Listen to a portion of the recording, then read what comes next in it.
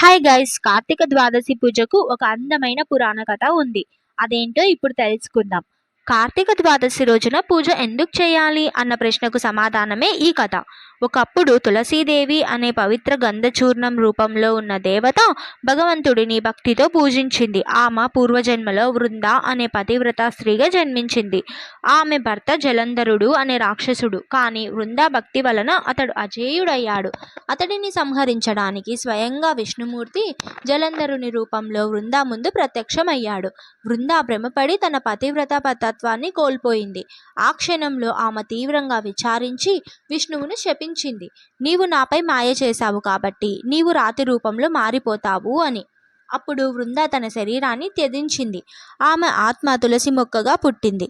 అప్పుడు విష్ణుమూర్తి పశ్చాత్తాపంతో తులసీదేవిని ఆశీర్వదించి, నీవు నా ఆరాధనలో అత్యంత పవిత్రమైన భాగం అవుతావు. నిన్ను లేకుండా నాకు పూజ పూర్తి కాదు అని అన్నారు. తరువాత కార్తీక శుక్ల ఏకాదశి రోజున తులసి వివాహం జరిపారు. అదే తర్వాత రోజు కార్తీక ద్వాదశి, అంటే ఈ రోజున శ్రీ మహావిష్ణువుతో తులసీదేవి కలయిక జరిగింది. అందుకే ఈరోజు తులసీదేవి శ్రీ మహావిష్ణువు పూజ చేయడం అత్యంత శుభకరం, పుణ్యపదం అని చెబుతారు. ఈ పూజ వలన పాప విమోచనం జరుగుతుంది. సంతోషం, ఐశ్వర్యం, సౌభాగ్యం లభిస్తాయి. ఈ కథ మీకు నచ్చినట్లయితే ఒక లైక్ చేసి, కామెంట్ చేసి మీ ఫ్రెండ్స్ అండ్ ఫ్యామిలీతో షేర్ చేయండి.